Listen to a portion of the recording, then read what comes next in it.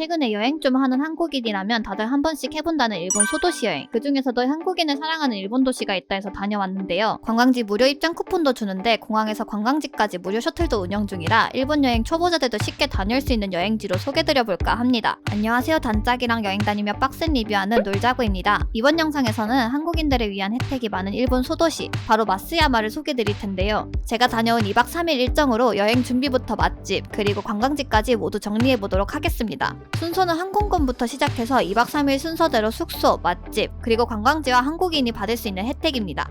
오늘은 특별히 제 단짝 1호만 가는 게 아니라 단짝 2호네 커플도 같이 가요.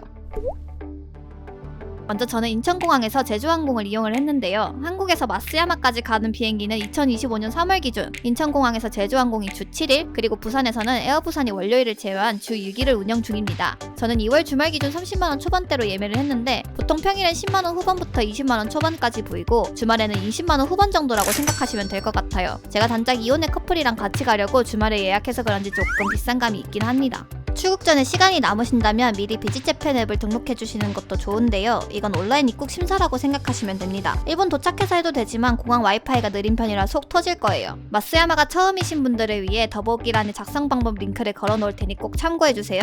인천공항 기준으로 마쓰야마까지 비행시간은 1시간 반 정도로 후쿠오카보단 더 걸리고 오사카보단 덜 걸립니다. 조금 잡을까 싶어서 눈 붙이니까 도착해 있더라고요. 자, 마쓰야마 공항에 도착하셨다면 여기서부터가 진짜 중요합니다. 왜냐하면 공항에서만 받을 수 있는 혜택이 있기 때문인데요. 먼저 첫 번째, 공항 인포메이션에 가셔서 여권을 보여주고 관광지 무료 쿠폰을 받으셔야 합니다. 쿠폰북으로 마쓰야마 주요 관광지에 무료 입장이 가능하기 때문에 경비를 아끼시려면 꼭 챙겨가셔야 해요. 원래는 쿠폰 기간이 25년 3월 31일까지였지만 이번에 26년 3월 30일로 늘어났고요. 자세한 사항은 비짓 에히메 사이트에서 확인하실 수 있습니다. 두 번째로는 공항 인포메이션 맞은편에서 환전을 해야 한다는 것인데요. 한국에서 미리 엔화를 바꿔오셨다면 상관이 없지만 저처럼 여행카드를 쓰신다면 이 ATM기에서 인출을 해야 수수료가 들지 않습니다. 메인 관광지 쪽에는 이 ATM기가 거의 없는 수준이라 조금이라도 아끼시려면 여기서 넉넉하게 환전을 하고 이동해주세요. 마지막으로는 공항에서 무료 셔틀을 이용할 수 있는데요. 제주항공과 에어부산 비행기가 도착하는 시간에 맞춰 메인 관광지까지 한 번에 가는 셔틀버스를 운영하고 있습니다. 다시 공항으로 이동할 때도 탈 수 있으니 이 시간표 캡처하시고 필요할 때 꺼내보시면 좋을 것 같아요. 쿠폰도 받고 환전까지 완료해서 저의 첫 번째 목적지인 홋카이도로 이동해보겠습니다. 저는 첫째 날 홋카이도에서 1박을 해줄 예정인데요. 여기가 마쓰야마 대표 쇼핑거리라 돈키호테, 리코샵부터 맛집도 많고요. 거기다 관광지인 마쓰야마 성도 엄청 가까운 편입니다. 관광전 짐이 많아 숙소 먼저 들러줬는데 제가 묵었던 숙소는 홋카이도역 중심에 있는 칸데오 호텔입니다. 여기가 3성급 호텔인데 지점마다 호텔 옥상에 대욕장이 있는 게 컨셉이라 반신욕 좋아하시는 분들에게 권하는 숙소예요. 근데 홋카이도점은 추천드리기 애매한 게 방 컨디션은 나쁘지 않았는데 화장실에서 물때 냄새가 좀 납니다. 볼일 볼 때만 코 막아주고 샤워나 반신욕은 대욕장에서 하면 되기 때문에 참고하고 예약하시길 바랍니다.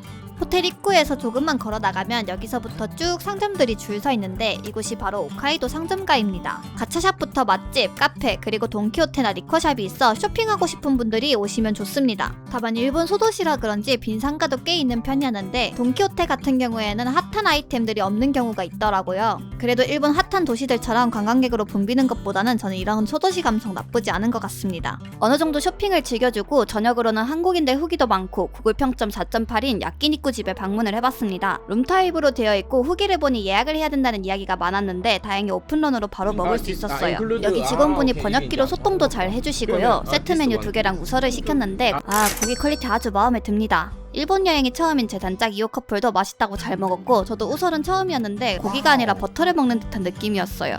2차로는 맥주 한잔하러 근처 이자카에 방문을 해줬고요. 이 집 고치장인 느낌 나지 않습니까? 손님도 현지인들밖에 없어서 일본 감성 채우러기 진짜 좋습니다. 첫째 날은 이렇게 마무리를 했고 둘째 날 아침 간단하게 편의점에서 끼니를 때워주고 본격적으로 관광을 즐기기 위해 홋카이도 중심상가 맞은편 쪽에 위치해 있는 마쓰야마 성으로 향했습니다. 상점가에서부터 15분 정도 걸어가면 마쓰야마 성 입구가 나오는데 가는 길에 마쓰야마에서 유명한 귤을 이용한 관광상품부터 감성 넘치는 카페 그리고 맛집도 곳곳에 있습니다. 공항에서 받은 무료 쿠폰으로 마쓰야마 성에 입장이 가능하기 때문에 1층에서 티켓을 바꾼 뒤 이렇게 리프트를 타고 성을 올라가야 해요. 리프트는 혼자 타는 의자 형태와 여러 명이 타는 케이블카 2개가 있는데 이 의자처럼 생긴 리프트가 엄청 유명하더라고요. 타기 전에는 혹시 리프트가 떨어지지 않을까 불안했는데 생각보다 안전한 것 같습니다. 원래 리프트 비용부터 성 입장료까지 다 돈이 들지만 쿠폰으로 해결할 수 있어서 좋은 것 같아요. 생각보다 성의 규모가 큰 편이라 느긋하게 둘러보는데 2시간 정도 걸리고요. 리프트를 타고 높은 곳으로 올라와서 그런지 전망도 아주 좋은 편이에요.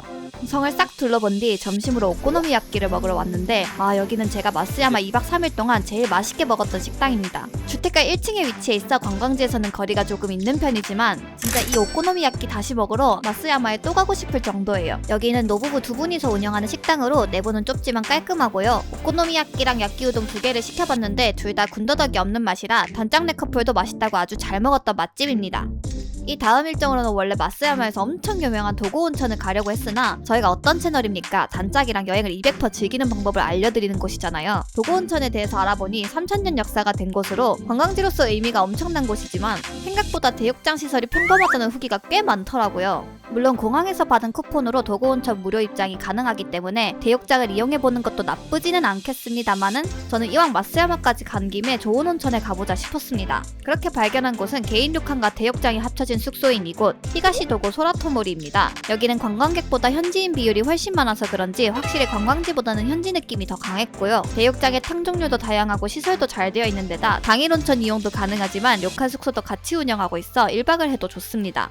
단점이라면 아무래도 관광지에서 택시를 타고 15분 정도 떨어진 곳에 위치해 있다는 점인데 물론 대중교통으로도 접근할 수 있는 위치였어요. 또 숙소 예약은 호텔 사이트가 아닌 공식 홈페이지에서 해야 한다는 점인데 아무래도 번역기를 돌려야 하다 보니 예약이 조금 까다로운 편입니다. 홈페이지에 가면 다양한 플랜으로 예약할 수 있는데 조식만 포함 또는 조식석식을 다 포함하거나 식사는 제외하고 방만 예약을 할 수도 있습니다. 저는 조식 포함 1인 17,000엔으로 예약을 했고 제가 갔던 날 기준 환율을 적용하면 세금 포함 커플 기준 1박에 35만원 정도였어요. 금액이 부담스럽지 않나 싶을 수도 있지만 일본 여행을 여러 번 가본 사람으로서 프라이빗 료칸의 대욕장 거기다 조식까지 하면 꽤 합리적인 금액에 속하는 편입니다. 그리고 한국 찜질방처럼 쉴 수 있는 공간도 있고 만화책도 있어요. 근데 만화책은 일본어더라고요. 한 가지 꿀팁을 드리자면 근처에 현지마트가 있어 한 끼 정도는 이렇게 초밥이나 튀김을 사서 방에서 먹어줘도 좋고요. 조식은 맛이 아쉬운 편이라 크게 권해드리지는 않습니다. 료칸과 대욕장을 왔다 갔다 하며 후회 없을 정도로 온천을 즐겨주면서 마쓰야마에서의 둘째 날은 지나갔고요. 다음날 퇴실 후 마지막 일정으로 어제 가보지 못했던 도고 온천으로 향했습니다. 도고 온천에서 다시 공항으로 돌아가는 셔틀버스가 13시에 있기 때문에 이른 점심을 먹으러 와줬는데요. 이 도시가 도미로 유명하다길래 마지막 일정에 도미밥을 안 먹어볼 수 없겠더라고요. 주문한 메뉴는 도미밥이랑 도미솥밥인데 이 도미밥은 한국에 없는 메뉴라 되게 신선했습니다. 도미밥은 특제 소스에 날계란을 넣고 거기다 도미회를 담근 후 밥과 같이 먹는 음식인데요. 한 줄로 설명하자면 고급 회를 넣은 간장계란밥 같은 맛이었습니다. 이렇게 한 상이 깔끔하게 나오는데 아는 맛을 먹고 싶으면 도미솥밥, 회를 좋아하거나 특별한 메뉴를 먹고 싶다면 도미밥으로 한번 드셔보세요. 점심 식사가 끝나고도 시간이 조금 남아 도고 온천에서 꼭 가보고 싶었던 목적지로 향했습니다. 도고 온천까지 오셨으면 여기는 꼭 가봐야 하는 곳인데 매장에 들어가면 수도꼭지가 늘어서 있는 바로 이곳입니다. 여기서는 수도꼭지에서 물이 아니라 주스가 나옵니다. 그것도 귤주스.